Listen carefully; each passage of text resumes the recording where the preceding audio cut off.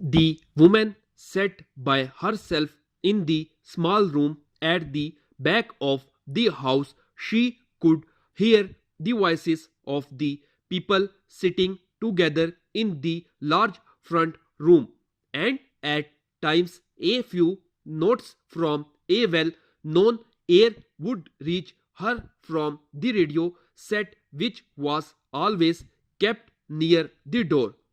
Generally, she liked to sit with the others in the evening, hearing them talk about the events of the day and expressing opinions on the news given out by the BBC.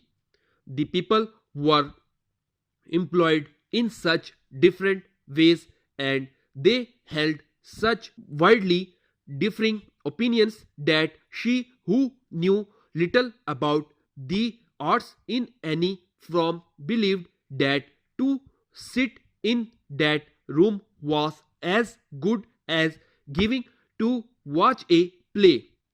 That night, however, she continued to sit by herself in the small and rather plain back room that had been used as an office for the past 30 years. She looked down at her hands and saw on them signs of years of hard work. Not for her were the wild hands of her bored, few, if any, of whom had ever done any really hard work in their lives.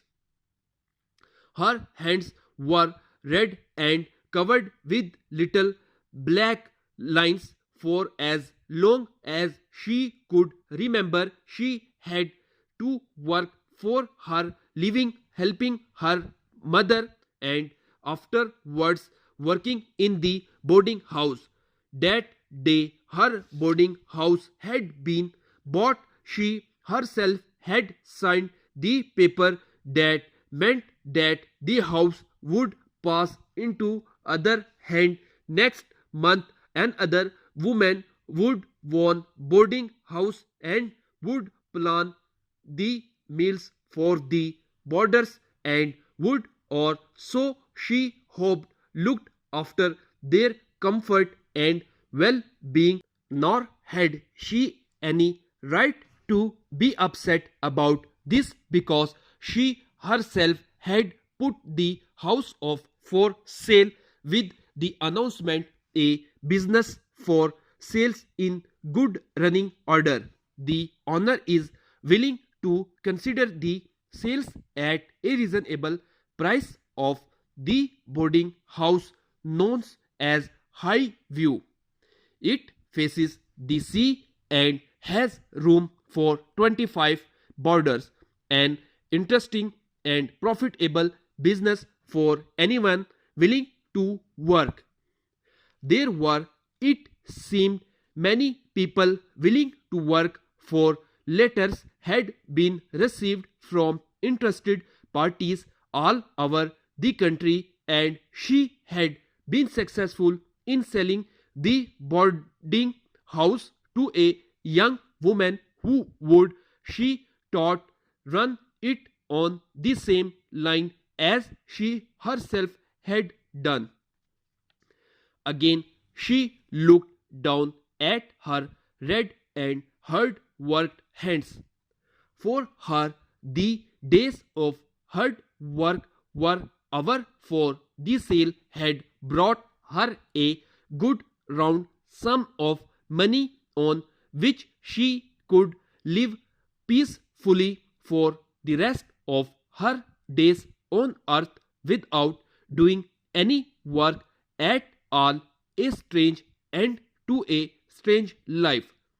She thought she was 13-year old when her mother had died, and she had gone to live with a relation who worked as a housekeeper in a small boarding house at the seaside. She had become a maid of all work, running about for everyone and getting little for her trouble. After 2 years, the owner of the boarding house, who was very old, had died, but the two of them, she and her relation, just kept on working in the same way. It appeared that no one was particularly interested in the old woman who had died, and they had found it possible to buy the house for such a small sum that with the money paid by the boarders, they were easily able to make the necessary monthly payments. They had, as it were, fallen her to the property. They kept the place very, very clean, and they gave the boarders good food and enough of it. And as the years passed, they were able to buy the house next door and the house next door to that, until in the end High View become quite an important building. The property had become her own 15 years ago. She had never married like other women because the boarding house had been her life. Now she was growing old, and there was no one whom she could leave the place. It was better sold to a young woman who would love it as she had done and would take good care of the border. The voice of the BBC announcer reached her, and that he said the end of the news. Updated dictation के लिए मेरे channel को subscribe करें, like करें और मज़ीद आगे share करें।